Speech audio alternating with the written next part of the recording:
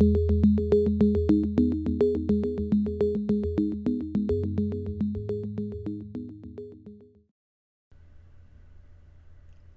this video, we'll discuss arraying parts, which is a very effective way of nesting multiple copies of a single part.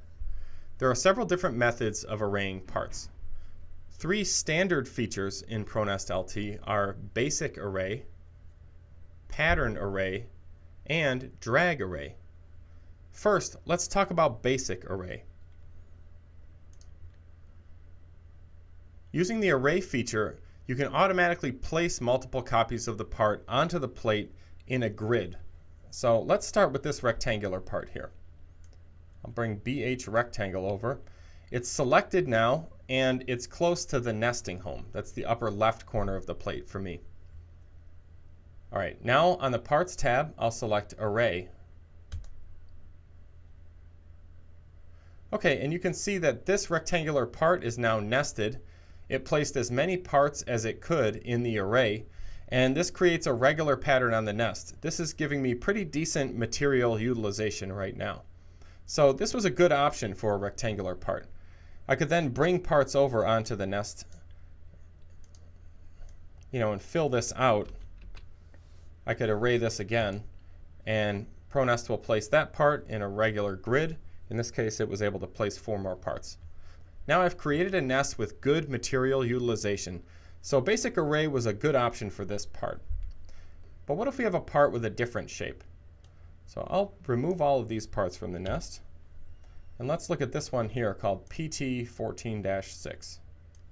Okay, so this part is now selected. It's close to the nesting home, and I will do an array. All right, so the part is placed in a regular grid on the nest. The part is not rotated. It's not fit together with other parts on the nest. So this result is okay, but I probably don't have great material utilization right now. We can look at the number of parts that are placed right here. Over on the right it says 18 parts nested. So that's a decent result, but we can use a different type of arraying to get a better result. So let's select all of these and remove them.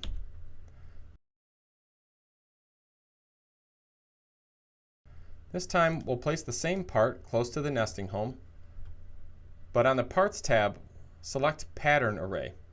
So I'll click the arrow right now, and there are 3 levels to Pattern Array: Basic, Intermediate, and Advanced. The basic level is the fastest.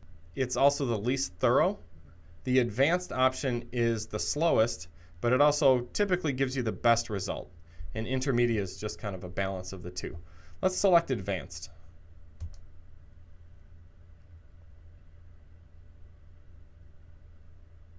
Okay, so this is the result of a pattern array.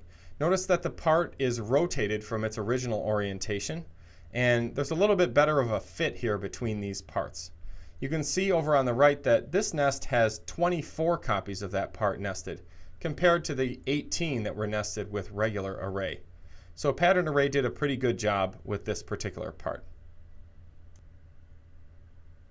All right, we can clear this now. You can also array or pattern array multiple parts. So earlier I created this cluster here containing 2 parts. Let's use intermediate pattern array for this one.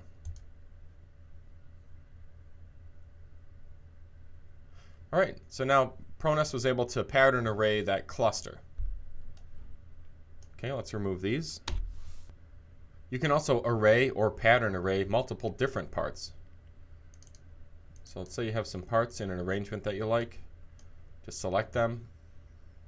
This time we'll just do a basic array.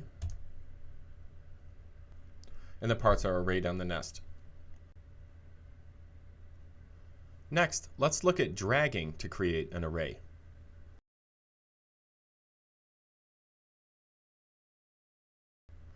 With drag array, you can quickly place parts in a pattern array inside of a rectangular box on the nest. You can create different array configurations as you drag the mouse around and then see the results instantly. You don't have to wait for pattern array to complete and then see the results. So let's look at that now. I'll select this lug part. Let's add this to the nest. You can see as the part's selected, there's a yellow handle at the top. So I can click this handle and then just drag in the direction that you want to create the array. So I'll drag down and to the right. Okay, now you can see that all copies of that part have been added to this array. There's a number indicator in the box. My number right now is 10. This tells me that there's 10 parts included in this particular array. All right, so you can just drag the mouse around to create a configuration that's going to work for you. And then just release the mouse to nest the parts. You can also start a drag array with an anchored part. So if I turn anchor part to cursor on, and then I select a part, now this part is anchored to the cursor. All I have to do is click and drag to begin creating arrays. So I can create pattern array with this one here by just clicking and dragging, and then you can see the results instantly on the nest. So now I have 30 of these parts in the pattern array, and just release the mouse in order to nest them. If you want to control the direction of the array, that's controlled by the direction that you're dragging in. So if I start here and click and drag down and to the right, the array will begin at the opposite corner. So in this case, it will begin at the upper left. If you want to control where the array starts, you can just hold the control key and then click and drag, and the array will begin from the point that I clicked at. It won't begin at the corner of the plate.